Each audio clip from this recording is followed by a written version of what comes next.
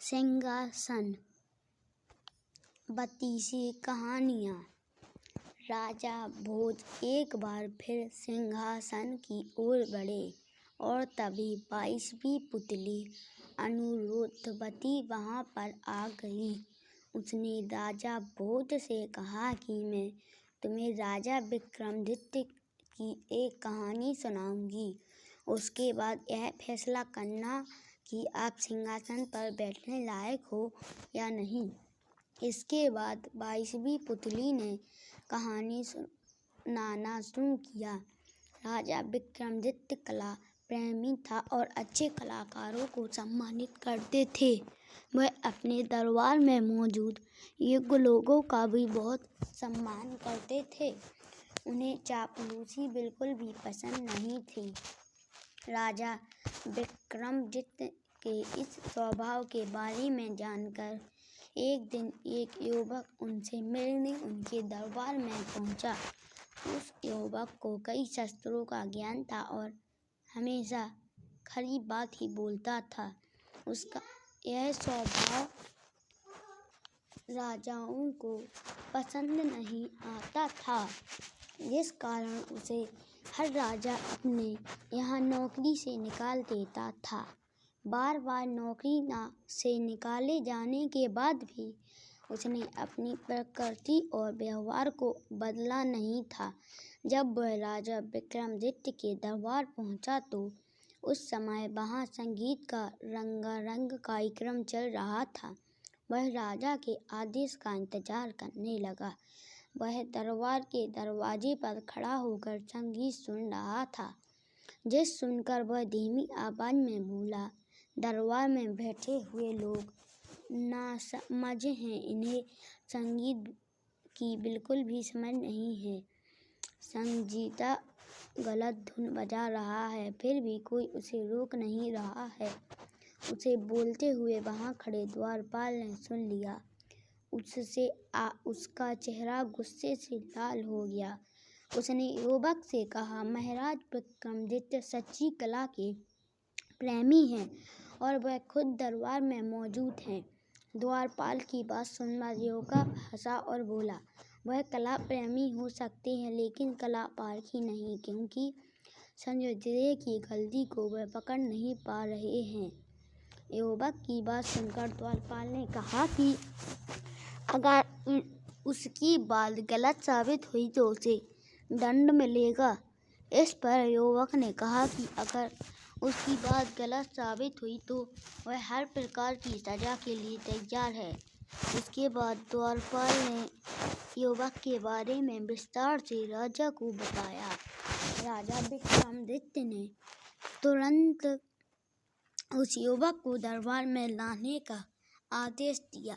राजा विक्रमादित्य के सामने भी युवक ने कहा, किसी एक संजय की उंगली पर चोट लगी हुई है, जिस कारण संगीत में कम है।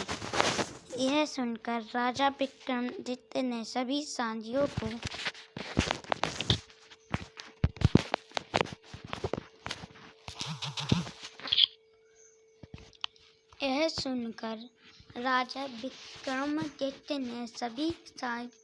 की उंगलियां देखने का आदेश दिया। जांच के दौरान सच में एक बालक के अंगूठे का ऊपरी भाग कटा हुआ मिला।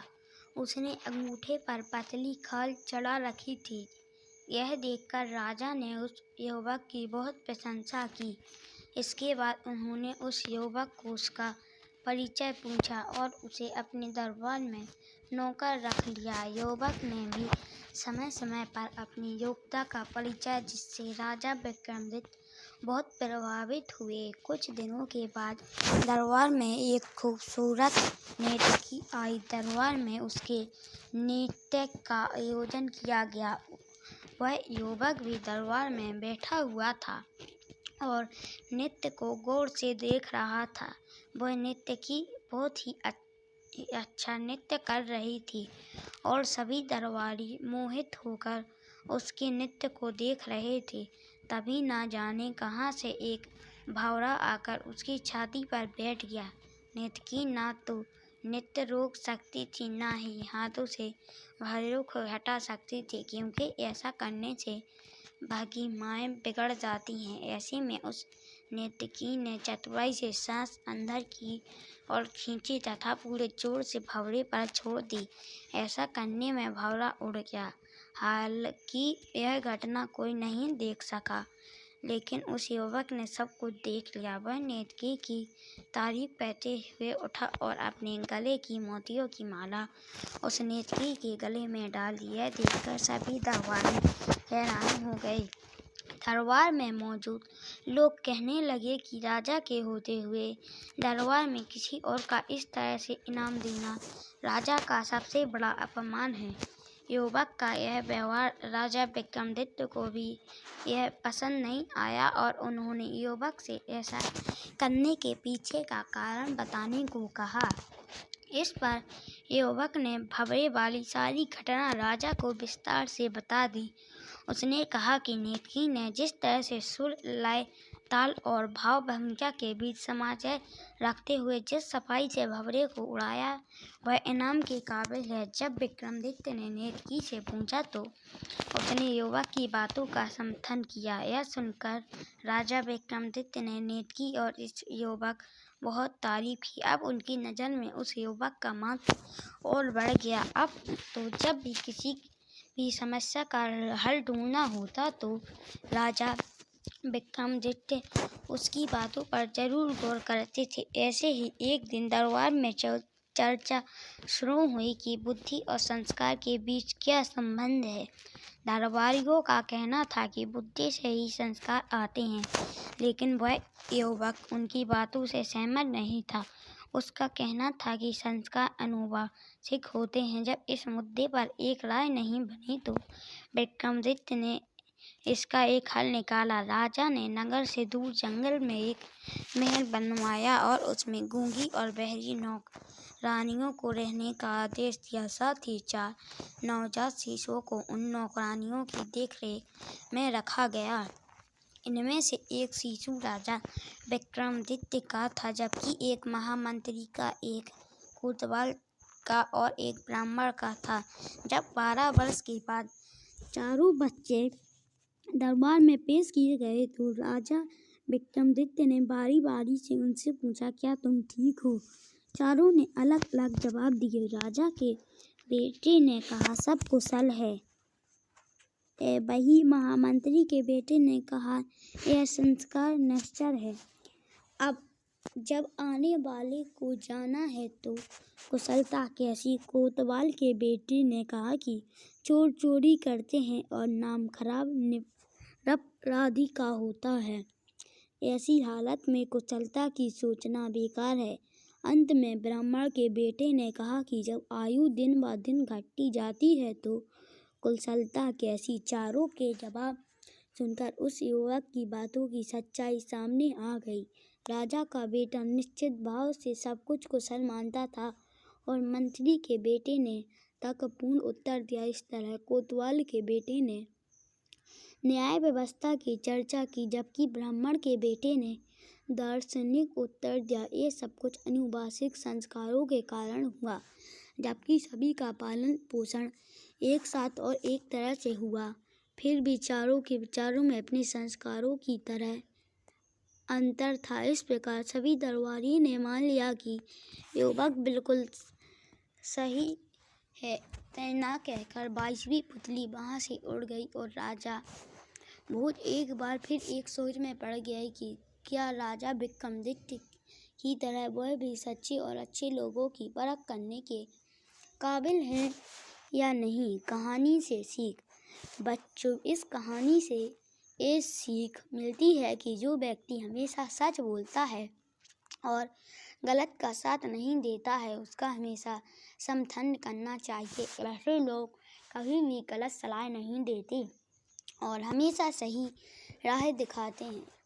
जब राजा भोज एक बार फिर सिंहासन पर बैठने लगे तो 23वीं पुतली धर्मवती वहाँ आई और उसने राजा भोज से कहा कि तुम इस सिंहासन पर बैठने के लायक नहीं हो।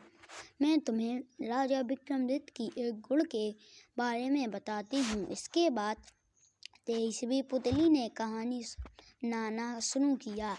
एक दिन राजा भोज दरबार में बैठे अपने मंत्रियों के साथ किसी मुद्दे पर चर्चा कर रहे थे। बात बात में मंत्रियों के बीच बहस छिड़ गई कि मनुष्य जन्म से बड़ा होता है या कर्म से। इस मुद्दे को लेकर सभी मंत्रियों को 2 हिस्सों में बंट गए। एक गुट का मतलब था कि मनुष्य जन्म से बड़ा होता है क्योंकि पूर्व जन्मों का कर्म ही होता है, और जो मनुष्य जन्म मिलता है वही संस्कार आनुवंशिक होते हैं। जैसे राजा का बेटा राजाओं की तरह व्यवहार करता है, वही दूसरे गुट का मानना था कि कर्म ही सबसे ऊपर है, इसलिए अच्छे परिवार में पैदा हुए व्यक्ति भी बुरी संगत में पड़ सकते हैं। इस पर पहले गुट ने तर्क किया कि फिर भी परिवार से मिले संस्कार कभी नष्ट नहीं होते। जैसे कमल का पौधा कीचड़ में रहकर भी शुद्ध होता है, गुलाब कांटों में खिलकर भी सभी को पसंद होता है, चंदन के पेड़ पर सांप रहते हैं फिर भी चंदन की खुशबू कम नहीं होती। दोनों गुट अपनी अपनी बात को पूर्ण तर्क के साथ रख रहे थे और राजा विक्रमादित्य ये सब चुपचाप बैठकर सुन रहे थे। बात को बढ़ता देख उन्होंने कि वो एक फैसला एक उदाहरण के साथ करेंगे। उन्होंने तुरंत आदेश दिया कि जंगल से शेर का बच्चा पकड़कर लाया जाए। राजा का आदेश मिलते ही सैनिक जंगल से शेर का नवजात बच्चा उठाकर ले आए। फिर उन्होंने एक गडरिये को दरबार में बुलाया और उस शेर का बच्चा देते हुए कहा, इसे बकरी के बच्चों के साथ पालना। गडरिये की समझ में कुछ नहीं आया, लेकिन राजा के आदेश को न मानना उसके बस में नहीं था, इसलिए शेर के बच्चे को साथ ले गया और बकरियों के साथ पालने लगा। उसे भी भूख लगने पर बकरियों का दूध पिलाता जाता। कुछ और बड़ा होने पर वो दूध तो पीता रहा, लेकिन हरी घास और पत्तियों की तरफ देखता भी नहीं। फिर एक दिन राजा विक्रमादित्य ने गडरिये को महल में बुलाया और शेर के बच्चे के बारे में पूछा। गडरिये ने बताया कि शेर का बच्चा बिल्कुल बकरियों की तरह व्यवहार करता है, लेकिन हरी घास नहीं खाता। उसने राजा से अनुरोध किया कि शेर का मांस खिलाने की अनुमति दी जाए। इस पर राजा विक्रमादित्य ने कहा कि उसका पालन पोषण सिर्फ दूध पर किया जाए। गडरिया सोच में पड़ गया। उसे समझ नहीं आ रहा था कि महाराज एक मांसाहारी जीव को शाकाहारी क्यों बनाना चाहते हैं। यही सोचता सोचता वो घर लौट गया। शेर का बच्चा अब काफ़ी बड़ा हो गया था। अब दूध के साथ कभी कभी ज़्यादा भूख लगने पर घास भी खा लेता और शाम होती ही अन्य बकरियों की तरह उसे भी बाड़े में बंद कर दिया जाता और वो चुपचाप बकरियों के साथ बाड़े में आराम से बैठा रहता। एक दिन जब शेर का बच्चा अन्य बकरियों के साथ हरी घास चल रहा था तो पिंजरे में बंद एक शेर को लाया गया। शेर को देखते ही सारी बकरियां डरकर भागने लगी तो शेर का बच्चा भी डरकर भाग खड़ा हुआ। उसके बाद राजा ने गडरिये को आदेश दिया कि अब शेर के बच्चे को अलग से रखा जाए और भूख लगने पर उसके सामने खरगोश को छोड़ा जाए। कुछ दिन अलग रहने के बाद शेर का बच्चा दूसरे जानवरों का शिकार करके खाने लगा, लेकिन गडरिये के कहने पर तुरंत बाड़े में आराम से बंद हो जाता। लेकिन धीरे धीरे उसमें बकरियों की तरह डरने वाला स्वभाव खत्म हो गया था। एक दिन जब फिर से उसी शेर को उसके सामने लाया गया तो वह डरकर नहीं भागा। जब उसने शेर की दहाड़ सुनी तो वो भी तेज आवाज में दहाड़ा। ये सब देखने के बाद राजा ने अपने मंत्रियों से कहा कि इंसान का व्यवहार जन्म से उसके साथ होता है और जब उसे मौका मिलता है तो खुद से सामने आ जाता है। जैसे इस शेर के बचपन से बकरियों के साथ रखा, लेकिन उनसे अलग करते ही इसका असली व्यवहार सभी के सामने आ गया, जबकि उसे किसी ने सिखाया नहीं था। इसलिए मनुष्य का सम्मान भी उसी के कर्म के अनुसार किया जाना चाहिए। हालांकि सभी राजा की बात से सहमत हो गए, लेकिन एक दीवान ने कहा, राजकुल में पैदा होने वाला ही राजा होता, वरना 7 जन्मों तक कर्म करने के बाद भी कोई राजा नहीं बनता। इस बात पर राजा विक्रमादित्य मुस्कुरा दिए और समय बीतता गया। एक दिन उनके दरबार में नाविक राजा को भेंट करने के लिए सुंदर फूल लेकर आया। दरबार में मौजूद सभी लोग ने पहली बार इतना सुंदर फूल देखा था। राजा ने सैनिकों को यह पता लगाने के लिए भेजा कि ये फूल कहाँ उगता है। सैनिक उस दिशा में नाव लेकर बढ़ने लगे जिस दिशा से फूल बहता हुआ था। बहते बहते नाव उस जगह पहुंची जहां यह फूल आया था। वहां का दृश्य देखकर सैनिक हैरान रह गए। वहां एक पेड़ से योगी उल्टा लटका हुआ था, जंजीरों से जकड़ा हुआ था। जंजीरों के कारण उसके शरीर पर गहरे घाव बन गए थे। उन घावों से खून टपक रहा था, जो नदी में गिरते ही लाल रंग में फूलों में बदल जाता था। वहीं पास में कुछ साधु बैठकर तपस्या कर रहे थे। सब देखने के बाद सैनिक फूल लेकर दरबार लौट आया और सारा किस्सा राजा को बताया। ये सब सुनने के बाद राजा विक्रमादित्य ने उस दीवान की तरफ देखा जिसने कहा कि राजा का बेटा ही राजा बनता है। महाराज ने उस दीवान को समझाया कि उस उल्टा लटका योगी मैं हूँ और वहाँ जो सन्यासी थे वो तुम सब दरबारी हो। ये मेरे पूर्व जन्म के कर्म ही हैं जो इस जन्म में मैं राजा हूँ। अब मंत्री को राजा की बात समझ में आ गई। उसने मान लिया कि हमारे पूर्व जन्म के कर्म ही होते हैं जो हमारा अगला जन्म तय करते हैं। कहानी से सीख। बच्चों, यह कहानी हमें सीख देती है कि हमेशा अपना काम पूरी लगन के साथ करना चाहिए। कठिन परिश्रम का फल एक ना एक दिन जरूर मिलता है। साथ ही जब हमें यही अवसर मिलता तो हमारा असली व्यक्तित्व सामने आ ही जाता है। सिंहासन पर बैठने के लिए राजा भोज ने जैसे ही अपना कदम आगे बढ़ाया, वैसे ही 24वीं पुतली करुणावती ने उन्हें रोक दिया। 24वीं पुतली ने कहा कि यह सिंहासन तुम्हारे लिए नहीं है। पहले मैं तुम्हें राजा विक्रमादित्य के गुण व कौशल से जुड़ी एक कहानी सुनाती हूँ, उसके बाद तय करना कि आप इस सिंहासन पर बैठने योग्य हैं या नहीं। 24वीं पुतली ने कहा, राजा विक्रमादित्य अक्सर अपनी प्रजा का हालचाल जानने के लिए रात में रूप बदलकर राज्य भर में घूमा करते थे। राज्य के चोर डाकू भी जानते थे कि महाराज भेष बदलकर घूमते हैं, इसलिए वे अपराध करने से घबराते थे।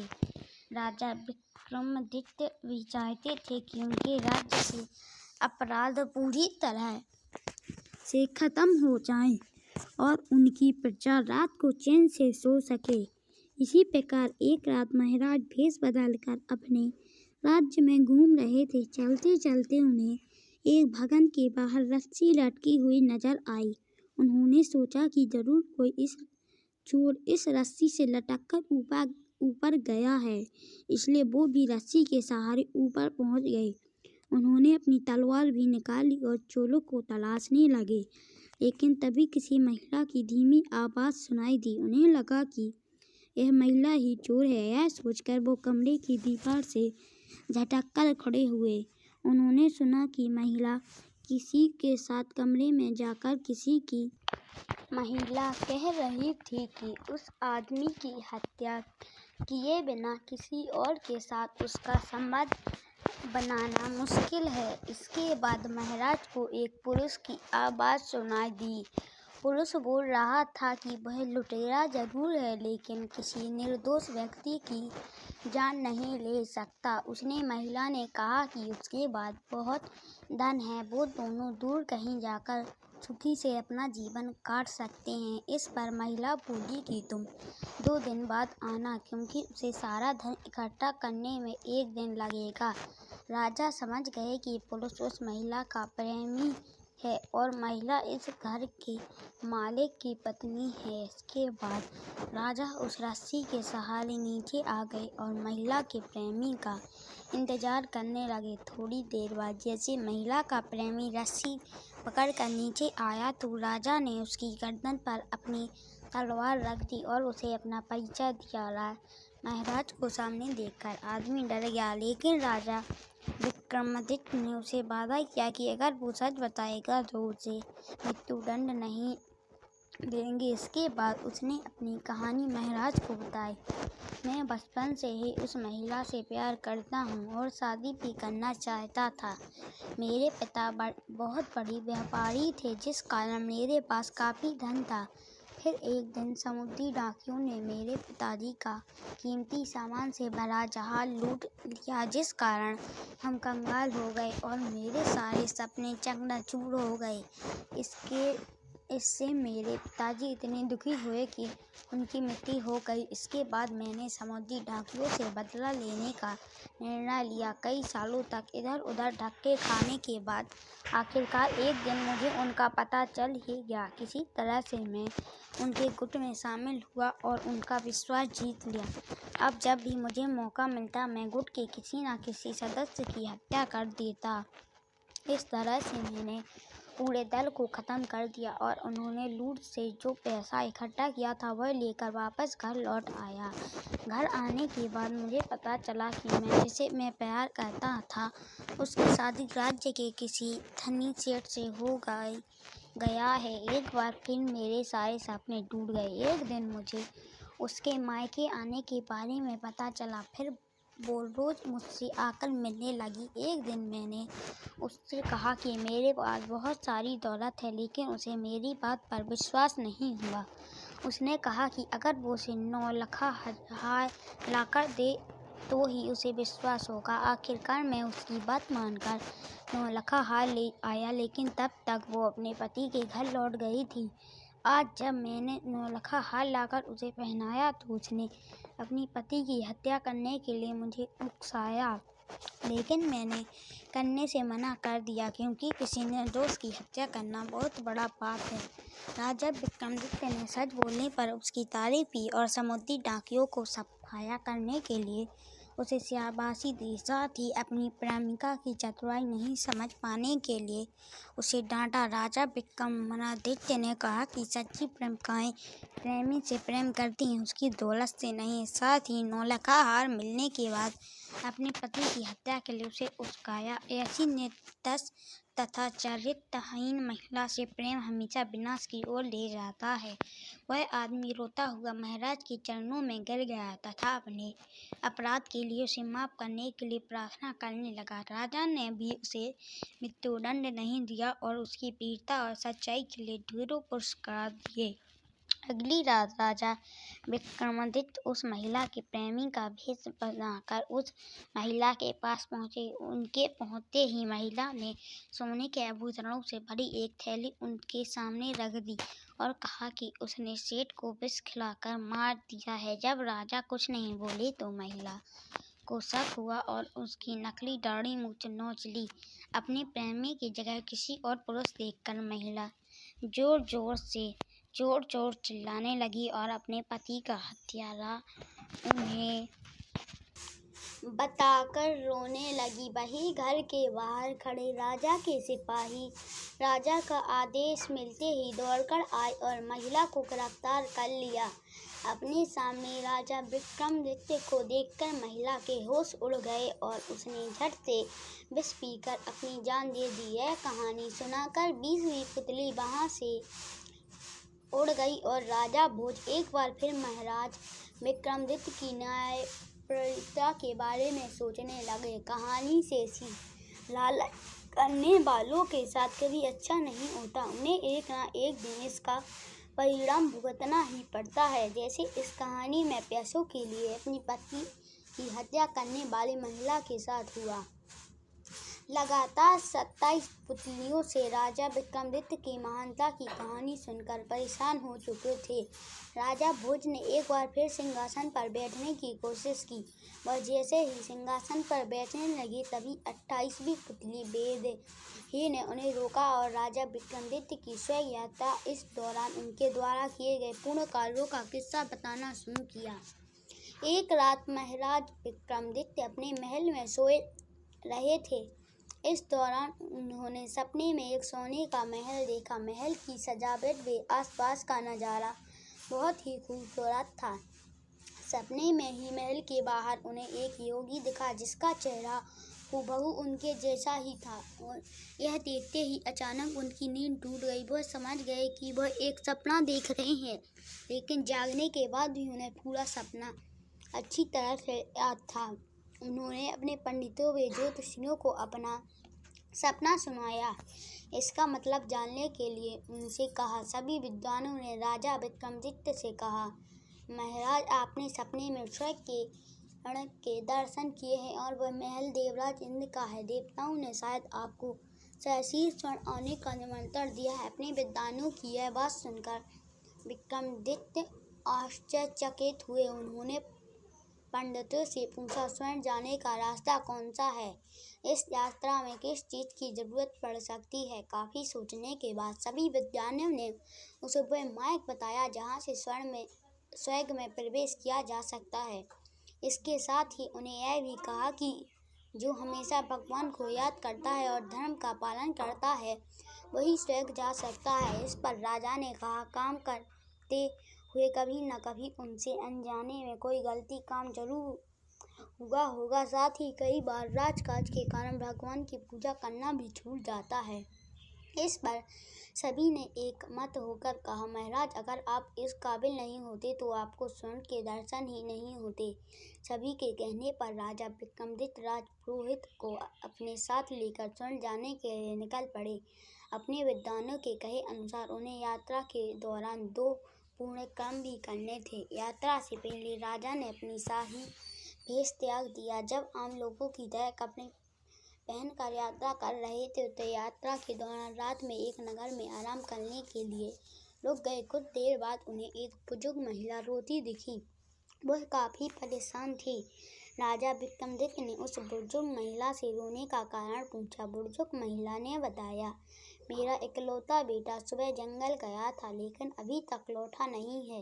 राजा विक्रमादित्य ने उससे पूछा, आपका बेटा जंगल किस काम से गया है? बुढ़िया ने बताया, मेरा बेटा रोज सुबह जंगल से सूखी लकड़ियाँ लाता और शहर में बेचता, इसी से परिवार का गुजारा होता। राजा ने बुढ़िया से कहा, चिंता मत करो, आपका बेटा आ जाएगा।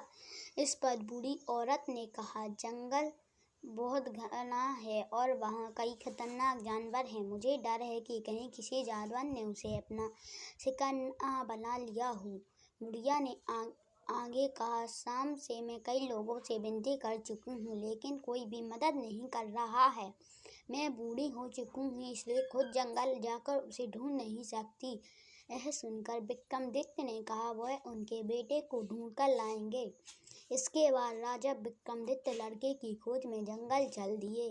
जंगल में उन्हें एक नौजवान युवक कुल्हाड़ी लेकर पेड़ पर दुबका बैठा मिला और उस पेड़ के नीचे एक शेर घात लगाए बैठा दिखा। विक्रम ने कोई रास्ता निकालते हुए शेर को वहां से भगा दिया और उस युवक को अपने साथ लेकर बुढ़िया के पास लौट आए। बुढ़िया बेटे को देखकर बहुत खुश हुई और विक्रम को ढेरों आशीर्वाद मिले। इस तरह बुढ़िया को चिंता मुक्त करके राजा ने एक पुण्य का काम किया। राजा को आराम के बाद उन्होंने अगली सुबह फिर से अपनी यात्रा शुरू कर दी। चलते चलते वह समुद्र के किनारे पहुंच गए। वहां उन्होंने एक महिला को रोते हुए देखा। जब वह उसके पास गए तो देखा कि समुद्र के किनारे पर एक जहाज खड़ा है और कुछ लोग उस पर सामान लाद रहे हैं। जब उन्होंने महिला से रोने का कारण पूछा तो उसने बताया, कुछ महीने पहले ही मेरी शादी हुई है। अब मैं गर्भवती हूँ। मेरे पति इसी जहाज पर काम करते हैं और आज जहाज दूर किसी देश जा रहा है। यह सुनकर राजा विक्रम ने कहा, इसमें परेशानी की क्या बात है? कुछ ही समय बाद तुम्हारा पति लौट आएगा। इस पर उसने अपनी चिंता का कारण कुछ और बताया। उसने कहा, कल मैंने सपने में सामान से लदे एक जहाज को समुद्र के बीच भयानक तूफान में गिरते देखा है। तूफान इतना तेज था कि जहाज टूटकर समुद्र में डूब गया है। उस पर सवार सभी लोग मर गए। उस महिला ने आगे कहा, अगर यह सपना सच हुआ तो मेरा क्या होगा? मेरे होने वाले बच्चे की देखभाल कैसी होगी? राजा विक्रमादित्य को यह बात सुनकर दया आ गई। उन्होंने समुद्र देवता द्वारा दिए गए शंख को महिला को दिया और कहा, यह अपने पति को दो और कहो कि जब भी तूफान आए, कोई अन्य प्राकृतिक आपदा आए तो इस शंख को फूंक दें। इससे सारी मुसीबत खत्म हो जाएगी। उस औरत को विक्रमादित्य की बात पर विश्वास नहीं हुआ और वह शंख की नज़र से उन्हें देखने लगी। राजा विक्रमादित्य ने महिला की शंका को भांप लिया और तुरंत शंख में एक फूंक मारी, जिसके बाद देखते ही देखते वह जहाज उस पर तैनात सभी लोग कोसों दूर चले गए। अब दूर दूर तक सिर्फ समुद्र नजर आ रहा था।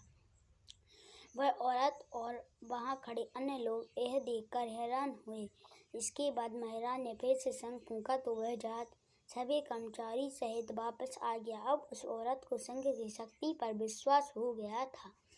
उसने राजा से वह शंख लेकर धन्यवाद कहा। राजा विक्रमादित्य उस औरत को शंख देकर अपनी यात्रा पर आगे बढ़ गए। कुछ देर चलने के बाद आकाश में काले बादल मंडराने लगे और बादल जोर जोर से गरजने लगे। इसी बीच उन्हें एक सफेद घोड़ा वहां आता दिखा। जब वह घोड़ा उनके पास पहुंचा तो एक आकाशवाणी हुई, हे महाराज विक्रमादित्य, इस धरती पर तुम्हारे जैसा पुण्यात्मा और कोई नहीं है। स्वयं आने की इस यात्रा में तुमने 2 पुण्य कार्य किए हैं, इसलिए तुम्हें लेने के लिए एक घोड़ा भेजा जा रहा हूँ जो तुम्हें इंद्र के महल तक पहुँचा देगा। यह सुनकर विक्रमादित्य ने कहा, मैं अपने राजपुरोहित के साथ स्वयं की यात्रा पर निकला हूँ, इसलिए स्वयं जाने के लिए उनके लिए भी व्यवस्था की जाए। यह सुनकर राजपुरोहित ने कहा, राजन मुझे माफ़ करें, मेरी शरीर स्वर्ग जाने की इच्छा नहीं है। अगर भगवान ने चाहा तो मैं मरने के बाद स्वर्ग आऊँगा और खुद को धन्य समझूंगा। इसके बाद राजा विक्रमादित्य राजपुरोहित से विदा लेकर घोड़े पर बैठ गए। कुछ ही देर में आकाश में दौड़ने लगा। दौड़ते दौड़ते इंद्रपुरी पहुंच गया। इंद्रपुरी पहुंचते ही राजा को वही सपने वाला महल दिखा। चलते चलते वह इंद्र सभा में पहुंच गए, जहां सभी देवता अपने अपने स्थान पर बैठे थे। अप्सराएं नृत्य कर रही थी। इंद्रदेव पत्नी के साथ सिंहासन पर बैठे थे। राजा विक्रमादित्य को शीर्ष स्वर्ग में देखकर सभी हैरान हो गए। इंद्र उन्हें देखकर सिंहासन से उठकर आए और उनका स्वागत किया। साथ ही राजा विक्रमादित्य को सिंहासन पर बैठने को कहा। राजा ने इंद्र से सिंहासन पर बैठने से यह कहकर इनकार कर दिया कि वह इस आसन के योग्य नहीं है। इंद्र विक्रमादित्य की नम्रता और सरलता देखकर प्रसन्न हुए। इंद्र ने उनसे कहा, सपने में आपने जिस योगी को देखा वह आप खुद थे। आपने इतना पुण्य कमा लिया था कि इंद्र के महल में आपको यथास्थानीय स्थान मिल गया है। इसके बाद इंद्र ने राजा विक्रमादित्य को एक मुकुट उपहार में दे दिया।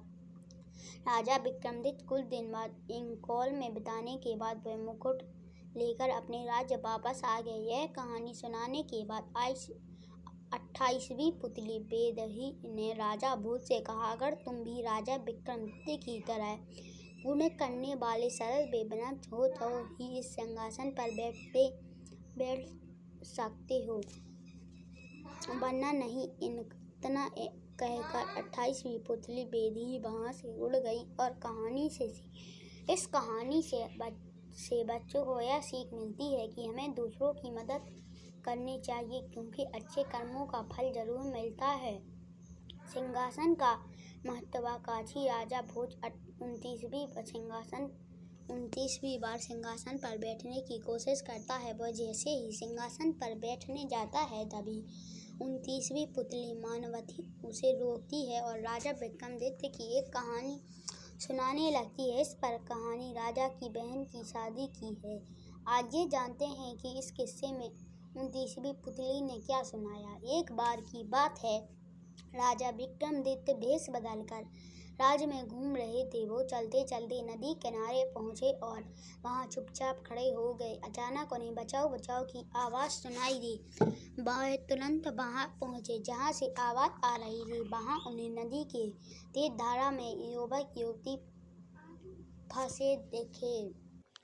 वो दोनों किनारे आने का प्रयास कर रहे थे, लेकिन तेज धारा की वजह से असफल हो जाते थे। यह देख राजा विक्रमादित्य फौरन नदी में कूद गए और दोनों को सकुशल बाहर निकाल लिया। नदी से बाहर निकलने के बाद युवक ने बताया, हम दोनों परिवार के साथ नौका से कहीं जा रहे थे। बीच भंवर में हमारी नाव फंस गई। वहां से निकलने की हमने बहुत कोशिश की, लेकिन सफल नहीं हुए। हमारे परिवार के बाकी सदस्य उस भंवर में ही फंसकर मर गए। बस हम दोनों ही किसी तरह तैरकर यहाँ तक पहुँचे थे। राजा विक्रमादित्य ने दोनों से उनका परिचय पूछा। युवक ने बताया, हम दोनों भाई बहन हैं और दूर एक देश के रहने वाले हैं। राजा ने कहा, चिंता मत करो, आप दोनों को सकुशल आपके देश भेज दिया जाएगा। फिलहाल आप दोनों हमारे साथ चलो। यह कहकर राजा विक्रमादित्य दोनों को अपने महल की ओर ले जाने लगे। राजमहल के पास जब प्रहरियों ने राजा को प्रणाम किया तो युवक युवती को मालूम हुआ कि अपनी जान दांव पर लगाकर उन्हें बचाने वाले खुद महाराजा धीराज थे। महल पहुंचकर राजा ने नौकरों को बुलाया और दोनों को सारी सुविधाओं के साथ ठहरने को कहा। अब दोनों का मन राजा के प्रति और आदर भाव से भर गया। वह युवक बहन की शादी के लिए काफ़ी परेशान रहता था, क्योंकि उसकी बहन राजकुमारी की तरह सुंदर थी। इसलिए वह चाहता था कि उसकी शादी किसी राजा से हो, लेकिन खराब आर्थिक हालत की वजह से उसकी यह इच्छा पूरी नहीं हो पा रही थी। अब वह राजा विक्रमादित्य से बहन से शादी का प्रस्ताव रखने की सोच रहा था। यह सोचकर उसने बहन को ठीक से तैयार कराया और उसे लेकर राजमहल में पहुंचने पर राजा विक्रम ने उससे हालचाल पूछा और कहा कि दोनों के साथ जाने का प्रबंध दिया गया है। युवक ने राजा से कहा, महाराज, आपने जो उपहार किए हैं उसे कभी नहीं भूलूंगा। इसके बाद उसने राजा को छोटा सा तोहफा देने की बात कही। राजा ने मुस्कुराते हुए इसकी अनुमति दे दी। राजा को खुद देखकर उसकी हिम्मत बढ़ गई और उसने कहा, मैं अपनी बहन को आपको उपहार में देना चाहता हूँ। राजा विक्रम ने कहा, यह उपहार मुझे स्वीकार है। यह सुनकर युवक को लगा कि राजा उसकी बहन से शादी करके, लेकिन तभी राजा ने कहा, आज से तुम्हारी बहन राजा विक्रमादित्य की बहन और मैं अच्छा सा वर देखकर इसका विवाह पूरे धूमधाम से करूँगा। राजा की यह बात सुनकर युवक उनका मोह तांगता रह गया। उसने सपने में भी नहीं सोचा था कि उसकी बहन की सुंदरता को अनदेखा करके राजा उसे अपनी बहन बना लेंगे। कुछ देर बाद युवक ने राजा से कहा, उदयगिरी का राजकुमार उदयन मेरी बहन की खूबसूरती पर मोहित है और वह उससे शादी करना चाहता है। यह सुनकर राजा विक्रमादित्य ने तुरंत एक पंडित को बुलाया और उसे बहुत सा धन देकर उदयगिरी राज्य से शादी का प्रस्ताव भेजा। लेकिन पंडित उसी शाम राजमहल लौट आया और बोला कि रास्ते में कुछ डाकुओं ने सारा धन लूट लिया। यह सुनकर राजा हैरान हुए और सोचने लगे कि उनके शासन में डाकू कैसे हो सकते हैं। इस बार उन्होंने पंडित को अपने घोड़सवारों के साथ धन लेकर भेजा। साथ ही उसे रात राजा विक्रमादित्य खुद भेष बदलकर डाकुओं का पता लगाने के लिए निकल पड़े। वह उस जगह पहुंचे जहां पंडित को लूटा गया था। वहां उन्हें 4 आदमी बैठे दिखे। राजा समझ गया कि वही लुटेरे हैं, जबकि उन चारों ने राजा को कोई गुप्तचर समझा। राजा ने उनसे कहा, डरो मत, मैं भी तुम्हारी तरह चोर ही हूँ। यह सुन चारों ने कहा, वे चोर नहीं बल्कि इज्जतदार लोग हैं। राजा ने कहा, बहाने मत बनाओ, मुझे अपने दल में शामिल कर लो। इसके बाद चोरों ने अपनी अपनी खूबियाँ बताई।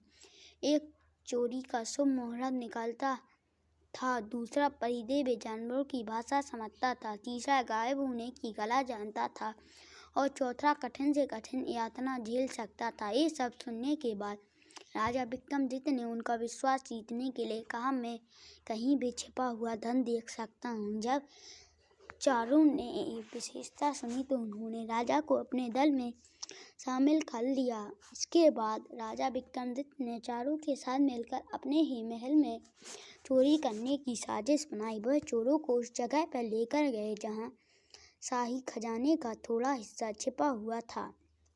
चोरों ने सारा माल बटोर लिया और निकलने लगे, लेकिन तभी सुरक्षा कर्मियों ने चोरों को पकड़ लिया। अगली सुबह चारों को सजा दरबार में लाया गया। वो डर से कांप रहे थे। उन्होंने अपने साथी को सिंहासन पर देखा तो दंग रह गए।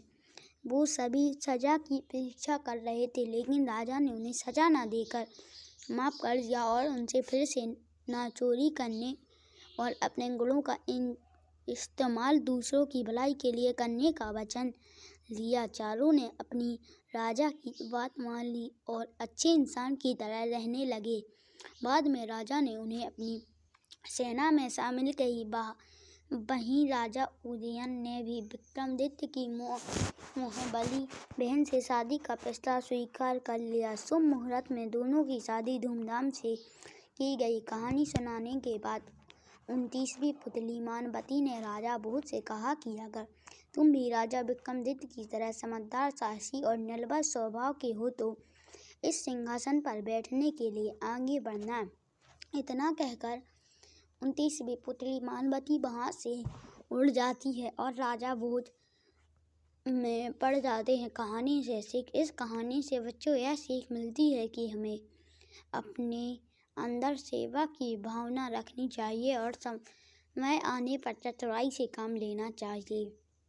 अलग अलग पुतलियों की उल्हाना सुन सुनकर थक चुका राजा भोज हिम्मत करके 30वीं बार भी सिंहासन पर बैठने जाता है, लेकिन इस बार उसे 30वीं पुतली जयलक्ष्मी रोकती है और कहती है, अगर तुम राजा विक्रमादित्य की तरह तपस्वी हो तो ही इस सिंहासन पर बैठो। यह कहते हुए 30वीं पुतली जयलक्ष्मी उसे राजा विक्रमादित्य के तपस्वी होने से जुड़ी कहानी सुनाती है।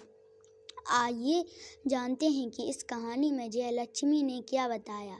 राजा विक्रमादित्य बड़े तपस्वी थे। उन्होंने एहसास हो गया था कि अब वह ज़्यादा से ज़्यादा 6 माह तक ही जी सकते हैं। इसके बाद उन्होंने वन में एक कुटिया बनाई और राजकाज से जो समय बच जाता उसमें साधना करने लगे। एक दिन राजमहल से कुटिया की तरफ आते वक्त उनकी नज़र एक हिरण पर पड़ी। ऐसा अद्भुत हिरण उन्होंने कभी नहीं देखा था। उन्होंने शिकार के लिए जैसे ही धनुष उठाया तभी हिरण उनके पास आया और मनुष्यों की तरह बोलकर अपने प्राणों की भीख मांगने लगा। हिरण को मनुष्य की तरह बोलते हुए देख राजा को बहुत आश्चर्य हुआ और उनका हाथ रुक गया। राजा ने उस हिरण से पूछा कि वह मनुष्यों की भाषा कैसे बोल सकता है। इस पर हिरण ने कहा कि यह सब आपके दर्शन करने और आपकी तपस्या की शांति चलते हुए हुआ है। इसके बाद राजा की जिज्ञासा और बढ़ी। उन्होंने उस हिरण से पूछा, इसकी वजह क्या हो है, तो उसने बताना शुरू किया। हिरण ने कहा, मैं जन्म से ही हिरण नहीं हूँ। मेरा जन्म एक राजा के घर हुआ था। अन्य राजकुमारों की तरह मुझे भी शिकार खेलने का शौक था। एक दिन मुझे जंगल में कुछ दूरी पर हिरण होने का एहसास हुआ और मैंने आवाज़ को लक्ष्य करते हुए बाण चला दिया, लेकिन यह आवाज़ एक योगी थी जो बहुत धीमी आवाज़ में मंत्र उच्चारण कर रहे थे। वह तीर उन्हें तो नहीं लगा, लेकिन उनके कानों को छूते हुए एक पेड़ में घुस गया। वह अपने शिकार की खोज में जब वहाँ पहुँचा तो पता चला कि मुझसे बड़ा पाप होते होते रह गया। साधना में विघ्न पड़ने से वह योगी बहुत नाराज थे और मुझे सामने देखकर वह समझ गए कि यह बाण मैंने ही चलाया था। इससे पहले मैं कुछ कहता उन्होंने मुझे श्राप दे दिया। उन्होंने कहा, हिरण का शिकार करने वाले मूर्ख, आज तू खुद ही हिरण बन जाएगा और शिकारियों से अपनी जान बचाने के लिए यहाँ से वहाँ भटकता रहेगा। इसके बाद उस योगी के पैरों में गिर पड़ा और श्राप से छुटकारा पाने की प्रार्थना करने लगा। मेरी आंखों में पश्चाताप के आंसू देखकर योगी को दया आ गई। उन्होंने मुझसे कहा कि श्राप तो वापस हो नहीं सकता, लेकिन इसका प्रभाव कम हो सकता है। तुम तब हिरण बनकर भटकते रहोगे जब तक महान और तेजस्वी राजा विक्रमादित्य के दर्शन नहीं हो जाते।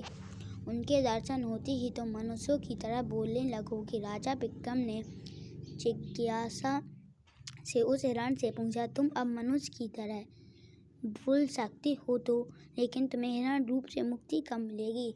कब तुम मनुष्य रूप में आओगे? हिरण ने जवाब दिया, इस रूप से भी मुझे जल्द ही मुक्ति मिल जाएगी। योगी ने कहा था कि अगर मैं आपको अपने साथ लेकर उस योगी के पास जाऊं तो मैं अपने वास्तविक रूप में आ जाऊंगा। यह कहकर हिरण आगे आगे चलने लगा और राजा विक्रमादित्य उसके पीछे पीछे चलने लगे। थोड़ी दूर चलने के बाद उन्हें एक योगी पेड़ पर उल्टा लटक कर साधना करता नजर आया। राजा समझ गए कि हिरण रूपी राजकुमार इसी योगी की बात कर रहा है। वे जब उसके पास गए तो योगी पेड़ से उतरकर सीधा खड़ा हो गया। उसने राजा को अभिवादन किया। राजा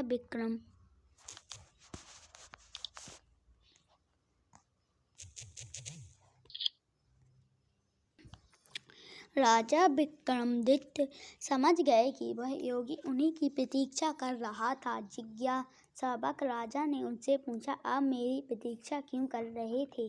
इस पर उस योगी ने कहा, सपने में एक दिन मुझे इंद्रदेव के दर्शन देखकर कहा था कि राजा विक्रमादित्य ने अपने कर्मों से देवताओं सा स्थान पा लिया है और उनके दर्शन करने वालों को इंद्रदेव और अन्य देवताओं के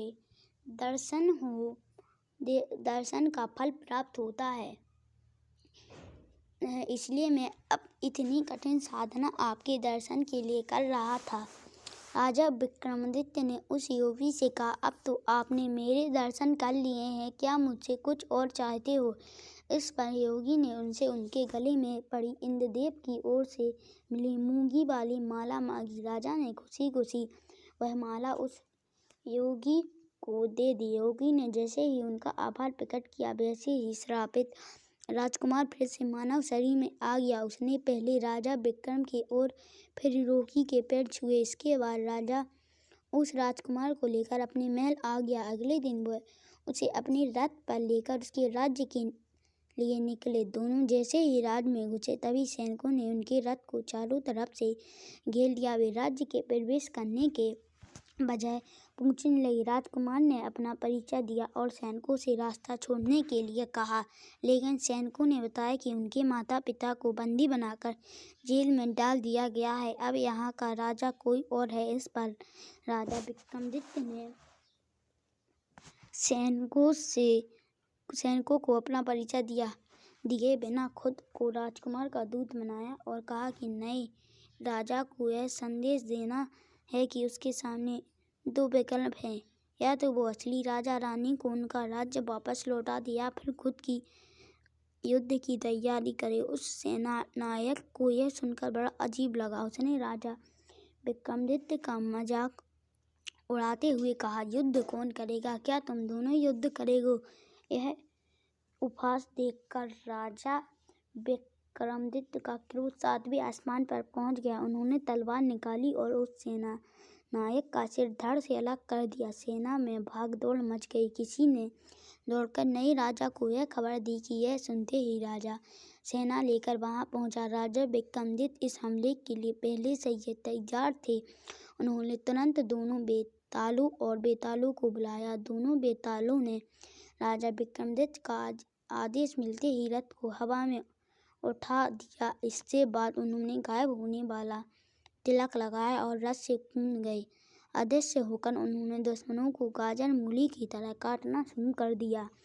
सैकड़ों सैनिकों के मारे जाने व दुश्मनों के नजर न आने से सैनिकों में भागदौड़ मच गई। ज़्यादातर सैनिक नए राजा को छोड़कर भाग गए। इसके बाद नए राजा का चेहरा देखने लायक था। वह हैरान, डरा हुआ और हताश था। यह देखकर राजा विक्रमादित्य अपने असली रूप में सामने आ गए और उन्होंने नए राजा को अपना परिचय देते हुए कहा, या तो तुम इसी क्षण यह राज्य छोड़कर चले जाओ या प्राण दंड के लिए तैयार रहो। वह राजा विक्रमादित्य की शांति से परिचय था, इसलिए वो उसी पल राज्य को छोड़कर भाग गया। इसके बाद राजा विक्रमादित्य उस राज्य के असली राजा रानी को उनका राज वापस दिलाकर अपनी राज्य की ओर बढ़ दिए। रास्ते में एक जंगल पड़ा। वहाँ एक हिरण राजा विक्रमादित्य के पास आया और एक शेर से बचाने की गुहार करने लगा, लेकिन राजा विक्रमादित्य ने उसकी मदद नहीं की, क्योंकि वह भगवान के बनाए नियम के खिलाफ नहीं जा सकते थे। दरअसल शेर भूखा था और हिरण जैसे जानवर ही उसकी भूख शांत कर सकते थे। यह सोचते हुए उन्होंने शेर को हिरण का शिकार करने दिया। कहानी समाप्त होते ही तीसरी पुतली जयलक्ष्मी ने राजा भोज को कहा कि अगर आप भी राजा विक्रमादित्य की पराक्रमी हैं और आपके अंदर भी तपस्वी भाव है तो आप ही सिंहासन पर बैठना बनना। इतना कहते ही 23वीं पुतली वहां से उड़ गई। और इस कहानी से हमें यह सीख मिलती है कि हमें दूसरों की मदद करनी चाहिए और कभी हमसे अनजाने में गलती हो जाए तो उसका बर्ताव जरूर करना चाहिए। जब 30 बार असफल रहने के बाद एक बार फिर राजा भोज सिंहासन पर बैठने की कोशिश करते हैं तो 21वीं पुतली कौशल्या वहां प्रकट हो जाती है। वह राजा भोज से कहती है, इस सिंहासन पर तुम तभी बैठ सकते हो जब राजा विक्रमादित्य जैसे गुण तुम में हो। इसके साथ ही 23वीं पुतली राजा भोज को राजा विक्रमादित्य की एक कहानी सुनाती है, जो इस प्रकार समय के साथ साथ राजा विक्रमादित्य बूढ़े हो चले थे और उन्होंने अपनी शक्तियों से यह भी पता कर लिया था उनका अंत अब करीब है। अब राजा का ध्यान राजपाट और धर्म कर्म के कामों में ज़्यादा लगा है। योग साधना के लिए उन्होंने वन में एक आवास भी बना रखा था। एक दिन वन में साधना के दौरान उन्हें एक दिव्य रोशनी आती दिखाई दी। जब राजा ने ध्यान से देखा तो पता चला कि यह दिव्य रोशनी सामने वाली पहाड़ियों से आ रही थी। अचानक से राजा को रोशनी के बीच चमकता हुआ सुंदर महल भी दिखाई पड़ा। इस सुंदर महल को देखने के बाद राजा उस महल को पास से देखने की इच्छा हुई। उसने अपनी इच्छा को पूरा करने के लिए राजा ने अपने दोनों बेटलों को बुलाया। बेटल उन्हें पहाड़ी पर तो ले गए, लेकिन बेताल पहाड़ी से आगे महल में नहीं जा सकते थे। इस बात का कारण बताते हुए बेताल ने राजा से कहा, इस दिव्य और सुंदर महल को एक योगी ने अपने मंत्रियों से बांध रखा है। इसके अंदर वो ही जा सकता है जिसने अपने अच्छे कर्मों से उस योगी से ज़्यादा पुण्य कमाया हो। बेताल की बात सुनकर राजा विक्रमादित्य को यह जानने की हुई कि उन्होंने योगी से ज़्यादा पुण्य कमाया है या नहीं। राजा विक्रमादित्य सीधे महल के दरवाजे की ओर बढ़ते हैं। जैसे ही राजा के कदम प्रवेश द्वार पर पड़े, वहाँ एक आग का गोला आकर उनके पास रुक गया। इसके बाद महल के अंदर से आज्ञा भरी आवाज़ सुनाई पड़ी और वो आग का गोला राजा के पास से पीछे हट गया। जब राजा विक्रम ने महल के अंदर प्रवेश किया तो उस आवाज़ ने राजा से उनका परिचय मांगते हुए कहा, सब कुछ सच बताओ वरना आने वाले को श्राप देकर भस्म कर दिया जाएगा। उस योगी ने राजा से उनका परिचय मांगा। राजा ने कहा कि मैं विक्रमादित्य हूँ। नाम सुनते ही योगी ने कहा, मैंने भाग्यशाली हूँ जो आपके दर्शन हुए। योगी ने कहा का अंदर आदर सत्कार किया और उनसे कुछ मांगने को कहा। राजा ने योगी की बात मान रखते हुए उनसे वो अद्भुत महल मांग लिया। योगी ने राजा की इच्छा को जानते हुए वो महल राजा को सौंप दिया और वन में चले गए।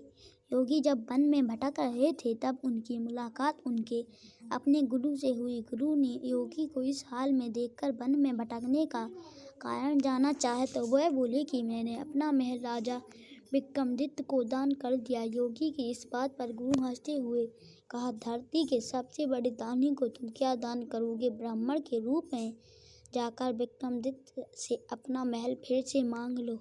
अपने गुरु की बात मानकर योगी ब्राह्मण के वेश में राजा के साधना वाले स्थान पर पहुंच गए और उनसे रहने के लिए जगह देने की प्रार्थना की। राजा विक्रम समझते थे कि ब्राह्मण वेश में ही वो योगी है। राजा ने उनसे अपनी मनपसंद जगह मांगने के लिए कहा तो योगी ने उनसे वही महल मांगा जो उसने राजा को दान किया था। राजा विक्रम ने मुस्कुराते हुए कहा, मैं महल वैसा छोड़कर उसी समय आ गया था। मैंने तो बस तुम्हारी परीक्षा लेने के लिए वह महल मांगा था।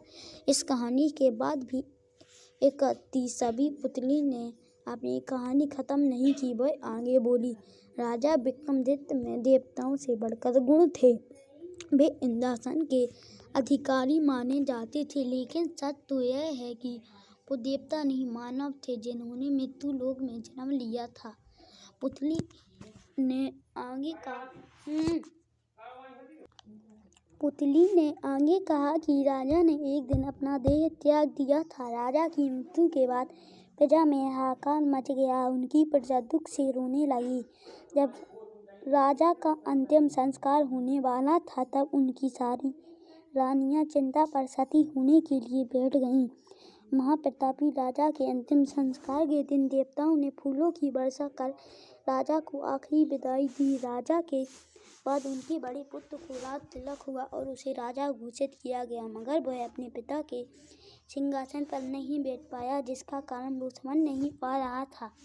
एक दिन अपने पुत्र के सपने में राजा विक्रम आए और कहा, उस सिंहासन पर बैठने के लिए तुम्हें पूर्ण प्रताप और यश कमाना होगा, और जिस दिन तुम इन गुणों की प्राप्ति कर लोगे उस दिन मैं तुम्हारे सपने में आकर बताऊंगा। काफी समय हो चला, लेकिन राजा विक्रम अपने पुत्र के सामने सपने में नहीं आए तो पुत्र परेशान हो गया कि वो सिंहासन का क्या करे। पंडित और विद्वानों की सलाह पर वो एक दिन अपने पिता का ध्यान करके सोया तो राजा विक्रम सपने में आए और कहा कि सिंहासन को जमीन में गड़वा दिया जाए और अपने पुत्र को उज्जैन छोड़कर अम्बावती में अपनी नई राजधानी बनाने के लिए सलाह दी। राजा ने यह भी कहा कि जब भी धरती पर संपन्न राजा पैदा होगा वो सिंहासन खुद ब खुद उसके अधिकार में चला जाएगा।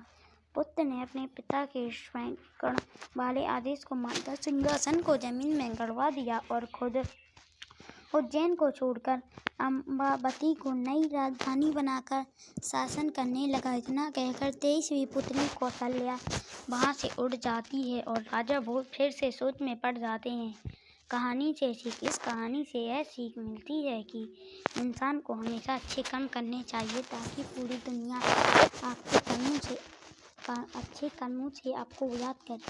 सिंहासन पर बैठने के लिए हमेशा उतावले रहने वाले राजा भोज इस बार सिंहासन के लिए थोड़े ही उत्साहित नहीं थे। यह देख 23वीं पुत्री रानी रूपवती वहां प्रकट हुई और राजा भोज से कारण पूछा। राजा भोज ने जवाब दिया, मैं यह समझ चुका हूँ कि राजा विक्रमादित्य में देवताओं वाले गुण थे जो किसी सामान्य मनुष्य में होना असंभव है। साथ ही मैं यह भी जानता हूँ कि मेरे में कई कमियां हैं, इसलिए मैंने सोचा है कि सिंहासन को उसके पहले स्थान में ही गड़वा दिया जाए जहाँ से कोई निकाल ना सके। राजा का भोज का जवाब सुनते ही सिंहासन की सभी पुतलियां अपनी रानी के पास आ गईं और राजा भोज को उनके इस फैसले के लिए धन्यवाद कहा। पुतलियों ने कहा कि आज वे मुक्त हो गए हैं और यह सिंहासन अब बिना पुतलियों का हो जाएगा। पुतलियों ने राजा भोज को बताया कि उनमें भी राजा विक्रमादित्य जैसे थोड़े गुण दिखाई देते हैं, इसी वजह से उन्हें राजा विक्रमादित्य का यह सिंहासन दिखाई दिया। पुतलियों ने राजा भोज से भी यह भी कहा कि आज से सिंहासन के गुण फीके पड़ जाएंगे और यह भी धरती की अन्य वस्तुओं की तरह पुराना होकर नष्ट हो जाएगा। इसके बाद सभी पुतलियों ने राजा भोज से जाने की आज्ञा ली और आकाश में लीन हो गए। इसके बाद राजा भोज ने मजदूरों को बुलाकर एक बड़ा गड्ढा खुदवाया और मंदों का पाट कर सिंहासन को जमीन में गड़वा दिया। उस स्थान पर फिर वैसा ही टीला बनवाया गया जिस प्रकार चरवाहा अपने फैसले सुनाया करता था। लेकिन अब यह टीला पहले वाले की तरह चमत्कारी नहीं रहा। कहानी की समाप्ति से जुड़ी एक अन्य कथा। सिंहासन भतीजों को गड़वाने के बाद सिंहासन का क्या हुआ, इसका जिक्र कहानी की संपत्ति से जुड़ी है। एक कथा में मिलता है जो इस प्रकार है। राजा विक्रमादित्य के सिंहासन को गाड़कर और उस पर टीला बनवाए काफी वर्ष बीत चुके थे। टीले को देखने के लिए दूर दूर से लोग आते थे। इस बात को सभी लोग जानते थे कि इस टीले के नीचे चमत्कारी सिंहासन दबा हुआ है। इस बात के बारे में चोरों को भी पता चल गया था। चोरों ने एक दिन सिंहासन को चोरी करके उसे बेचने की योजना बनाई। योजना के तहत कई महीनों तक उन्होंने टीले से कुछ ही दूरी पर एक सुरंग बनाई जो सीधे सिंहासन तक पहुंचती थी। चोर सिंहासन तक पहुंच गए और वहां से सिंहासन को बाहर निकालकर एक सुनसान जगह पर ले गए। चोरों ने सिंहासन को तोड़ने की बहुत कोशिश की, लेकिन तोड़ नहीं पाए। सिंहासन को हथौड़े से भी तोड़ने की कोशिश की, लेकिन प्रहार करते ही सिंहासन में से चिंगारी निकलती और तोड़ने वाले के हाथ जख्मी हो जाते। चोर फिर भी लगातार सिंहासन को तोड़ने की कोशिश करते रहे, क्योंकि सिंहासन में जड़े कीमती हीरो का लालच वो छोड़ नहीं पा रहे थे। सिंहासन पर लगे सोने की चमक को देखकर चोरों ने सोचा कि अगर वो इस सोने को बेच देंगे तो उनके पास बहुत सारा धन आ जाएगा और उनकी आने वाली पीढ़ी को सब कुछ काम करने की जरूरत नहीं पड़ेगी। लेकिन सिंहासन को नुकसान पहुंचाने की चोरों की हर कोशिश नाकाम रही। सिंहासन को तोड़ने के चक्कर में उनके हाथ चिंगारी से जल गए। चोर थकान के कारण चुपचाप बैठकर सोचने लगे और सोचने के बाद उन्हें लगने लगा कि सिंहासन में भूत है। चोर आपस में बात करते हुए कहने लगे कि सिंहासन में भूत होने की वजह से ही राजा भोज ने इसे अपने पास नहीं रखा और इतनी कीमती चीज को जमीन में गाड़ दिया। चोरों ने सिंहासन को छोड़ने का सोचा। तभी चोरों के सरदार ने कहा, अगर सिंहासन को तोड़ नहीं पा रहे हैं तो इसे दूसरी जगह ले जाकर बेच जाएगा। अपने सरदार की बात सुनकर चोरों ने सिंहासन को कपड़े से ढक दिया और दूर राज्य के लिए रवाना हो गए। वे सिंहासन को लेकर एक ऐसे राज्य में पहुंचे जहां कोई राजा विक्रमादित्य के सिंहासन को बारे में जानता नहीं था। चोर जोहरी के वेश में राज्य के राजा से मिलने गए और राजा को हीरे मोती से जड़ित सिंहासन को दिखाते हुए कहा कि वे बहुत दूर से रहते हैं और उन्होंने अपना सारा धन इस सिंहासन को तैयार करने में लगा दिया। राजा ने उनकी बात सुनने के बाद हीरे के व्यापारी को इस सिंहासन की जांच करने के लिए कहा। राजा के आदेश के बाद सुनवारों और जोहरी ने सिंहासन की जांच करने के बाद राजा को इसे खरीदने के लिए कहा। राजा ने सिंहासन का अच्छा खासा मूल्य देकर खरीद लिया। जैसे ही सिंहासन को दरबार में लगाया गया तो पूरा दरबार सिंहासन से निकल रही चमत्कारी रोशनी से जगमगा उठा। राजा यह देखकर बहुत खुश हुआ।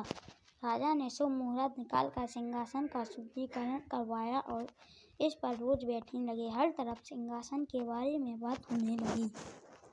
कई राज्यों के राजाओं ने सिंहासन के दर्शन किए। यह बात राजा भोज के राज्य में भी पहुंची। राजा भोज को शक हुआ कि कहीं ये सिंहासन वो तो नहीं है जिसे उन्होंने दबा दिया था। राजा भोज ने तुरंत अपने सैनिकों के साथ इसके बारे में बात की और मजदूर बुलाकर टीले को खुदवाने का आदेश दिया। आखिरकार राजा भोज को जिस बात का शक था वही हुआ। सिंहासन चोरी हो चुका था। अब राजा भोज मन ही मन यह सोचने लगे कि कोई और राजा इस सिंहासन पर विराजमान कैसे हो गया। क्या उस राजा में विक्रमादित्य के जैसे गुण हैं? अपने सवालों का जवाब जानने के लिए राजा भोज उस राज्य की ओर रवाना हुए। राजा वो लंबी यात्रा तय करने के बाद उस राज्य के राजा से मिले। राजा भोज का खूब आदर सत्कार किया गया और यहाँ आने का कारण पूछा। राजा भोज ने सारी बातें राजा को सच सच बताई। राजा भोज की बातों को सुनकर राजा सोच में पड़ गए और कहा, मुझे किसी भी तरह की तकलीफ नहीं हुई। इस सिंहासन पर बैठने में राजा भोज ने ज्योतिषी से सलाह ली और इस निष्कर्ष पर पहुंचने की शायद अब सिंहासन का चमत्कार खत्म हो चुका है और सिंहासन में अब सोने की जगह कांच के टुकड़े रह गए हैं। सिंहासन खरीदने वाले राजा को ज्योतिषी की बात पर भरोसा नहीं हुआ। राजा ने कहा, सिंहासन लेने से पहले जोहरियों से इसकी अच्छे से जांच की गई थी। फिर जब दोबारा इस सिंहासन की जांच करवाई गई तो पता चला कि सिंहासन की चमक फीकी पड़ चुकी है और सिंहासन में हीरे मोती नहीं बल्कि अब कांच के टुकड़े लगे हैं। राजा ने अपने पंडितों से सिंहासन को ठीक से देखने के लिए कहा। सिंहासन को देखने के बाद पंडितों ने कहा था कि इस सिंहासन का चमत्कार अब खत्म हो चुका है, क्योंकि यह सिंहासन शुद्ध नहीं रहा। पंडितों ने कहा, अब यह अपवित्र सिंहासन का शास्त्रों के अनुसार विधि विधान के साथ अंतिम संस्कार कर देना चाहिए। इस सिंहासन का समापन जल में कर देना चाहिए। राजा के आदेश पर सिंहासन को कावेरी नदी में प्रवाहित कर दिया गया। इसके बाद कई राजाओं ने सिंहासन तक पहुंचने की कोशिश की, लेकिन सिंहासन किसी के हाथ न आया।